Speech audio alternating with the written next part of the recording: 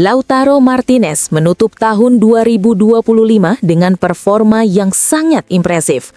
Berdasarkan data Opta, tidak ada pemain yang mencetak lebih banyak gol darinya di Serie A sepanjang tahun kalender 2025. Penyerang Inter tersebut mengoleksi 15 gol, jumlah yang sama dengan Riccardo Orsolini. Catatan tersebut menegaskan konsistensi Lautaro sebagai ujung tombak Nerazzurri. Selain itu, gol terbarunya juga menandai rekor pribadi lainnya.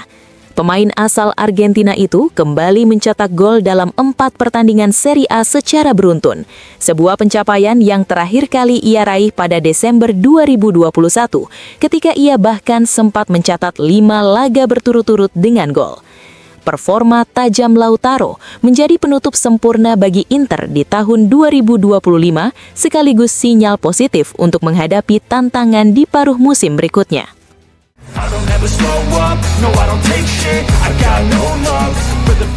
Francesco Acerbi kembali bergabung dalam sesi latihan bersama tim Inter Milan pada Jumat pagi.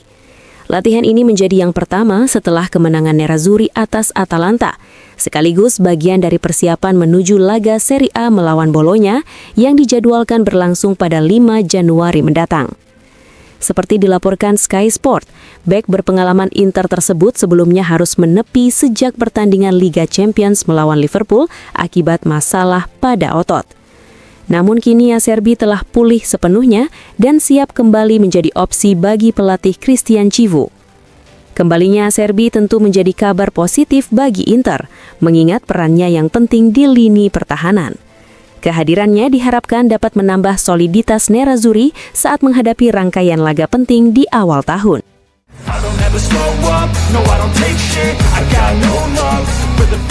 Jika rencana mendatangkan Rafik Belhali pada bursa Januari terhambat persoalan birokrasi, Inter Milan justru bergerak lebih lancar untuk target lain pada musim panas mendatang. Nerazzurri disebut tengah serius menggarap jalur menuju Giovane Santana, penyerang Hellas Verona yang dinilai tidak memiliki kendala berarti untuk direkrut pada akhir musim. Striker muda asal Brazil itu merupakan pemain yang sangat diapresiasi oleh pelatih Inter, Christian Chivu. Bahkan, Chivu secara terbuka memujinya usai laga di Stadion Bentegodi. Giovane Santana dianggap sebagai profil ofensif yang saat ini belum dimiliki Inter. Pemain muda, fleksibel, dan berorientasi masa depan.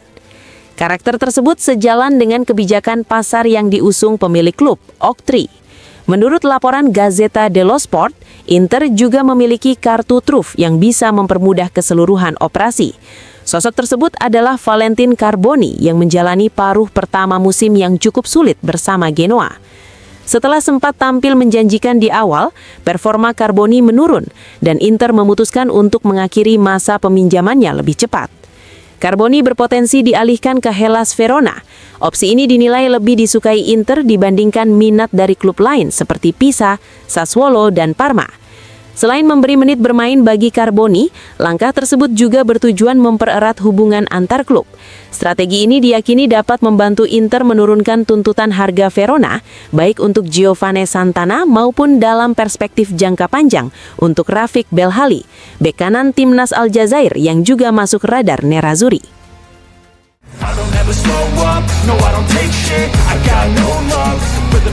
Situasi terkait masa depan Branimir Mladic dinilai jauh lebih rumit dari yang dibayangkan.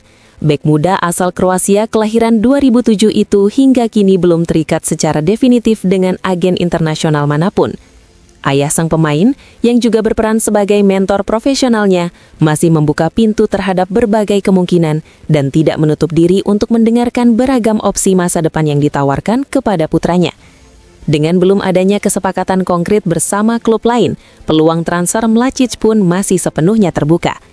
Di tengah situasi tersebut, Inter Milan disebut sudah beberapa kali melakukan pertemuan dengan Hajduk Split, klub pemilik hak federatif Mladic.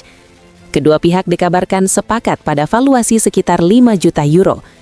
Namun, Nerazzurri masih perlu melakukan percepatan yang nyata dan tegas, bukan hanya karena ketertarikan dari klub-klub besar Eropa seperti Olympique Marseille, Liverpool, dan Atletico Madrid, tetapi juga untuk meyakinkan sang pemain terkait proyek yang ditawarkan. Perbedaan rencana juga menjadi faktor penting. Membawa Mlačić ke Milan sebagai bagian dari tim utama tentu berbeda dengan rencana Inter yang saat ini memproyeksikannya ke skuad under 23. Hal ini menjadi pertimbangan krusial bagi sang bek muda. Tidak bisa dipastikan bahwa talenta yang diminati banyak klub papan atas Eropa itu bersedia meninggalkan liga utama negaranya dengan peluang tampil di Liga Champions atau Liga Eropa demi hijrah ke kompetisi Lega Pro Italia. Situasi inilah yang membuat masa depan Mlačić masih penuh tanda tanya.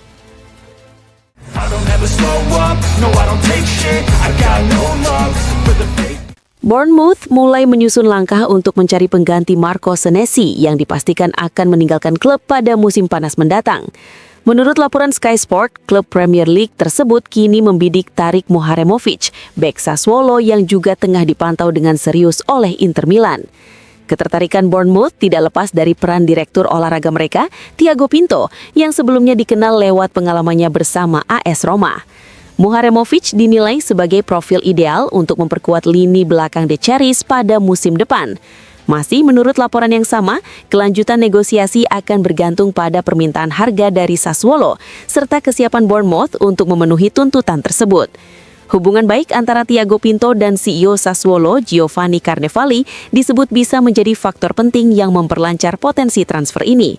Situasi tersebut membuat Inter harus bersiap menghadapi persaingan serius jika ingin mengamankan jasa Muharemovic, yang kini menjadi salah satu bek muda paling diminati di pasar transfer.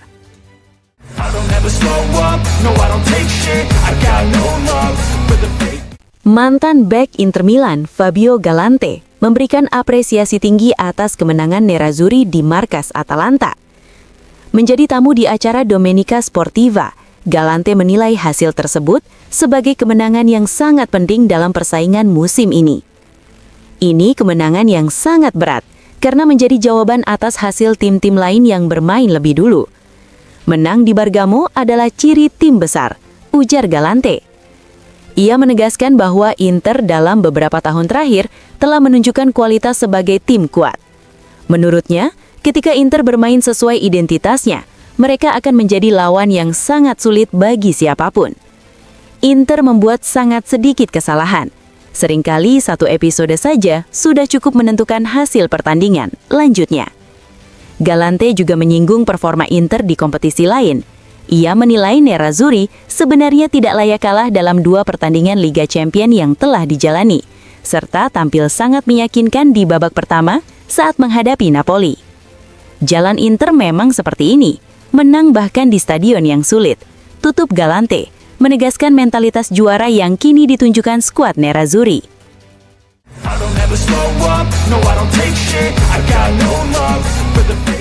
Legenda Inter Milan, Beppe Bergomi, memberikan analisisnya terkait kemenangan Nerazzurri atas Atalanta. Berbicara langsung dari studio Sky Sport, Bergomi yang akrab disapa Lo Zio menjelaskan momen krusial yang menurutnya menjadi penentu hasil pertandingan. Saya rasa pertandingan ini dimenangi Inter berkat sebuah kesalahan lawan. Setelah itu, Pio Esposito sangat cerdas karena memberikan umpan ke Lautaro pada waktu yang tepat, menempatkannya dalam kondisi ideal untuk menembak ke gawang, ujar Bergomi. Ia menilai Inter tampil solid, terutama di babak pertama dengan kepribadian dan kontrol permainan yang kuat. Meski gagal memaksimalkan peluang, Inter tetap memegang kendali laga. Menurut Bergomi, performa Inter sedikit menurun di babak kedua, namun sejumlah situasi menguntungkan berpihak pada mereka. Secara keseluruhan, Inter memimpin jalannya pertandingan, tambahnya. Bergomi kemudian menyoroti sektor lini tengah sebagai kunci kemenangan. Ia memuji penampilan Piotr Zielinski dan Hakan Çalhanoğlu yang dinilainya tampil sangat impresif. Barella juga bermain bagus meski ada beberapa kesalahan teknis, terutama di babak pertama saat harus menyelesaikan serangan balik, jelasnya. Meski demikian, Bergomi menegaskan kemenangan Inter pantas diraih. Ia mencatat satu-satunya momen berbahaya datang di akhir laga lewat peluang emas Samardzic. Inter menang dengan layak, hanya sedikit risiko di menit-menit akhir, tutupnya.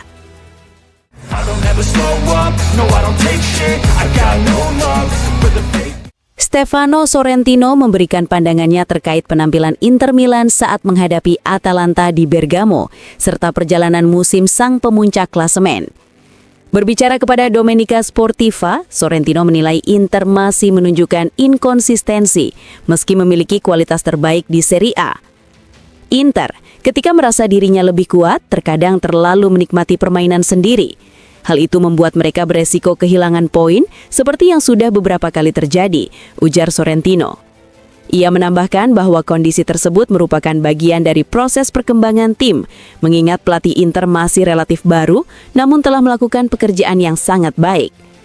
Meski demikian, menurutnya, tim skuad Inter seharusnya tidak mengalami naik turun performa yang signifikan, terutama karena setiap poin akan sangat menentukan seiring berjalannya musim.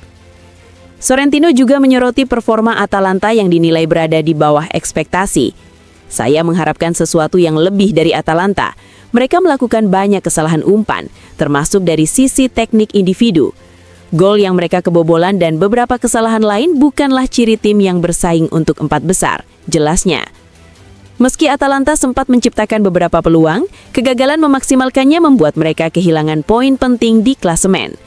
Sorrentino mengakui bahwa bermain di Bergamo bukan perkara mudah, mengingat performa Atalanta yang cukup solid belakangan ini. Namun ia menegaskan bahwa Inter selalu mampu mengendalikan pertandingan ketika dituntut untuk melakukannya. Kadang Inter memang terlalu percaya diri dan itu bisa menjadi bumerang. Tapi secara keseluruhan, mereka adalah tim terkuat di Italia saat ini. Saya memang mengharapkan pertandingan berjalan seperti ini, tutup Sorrentino.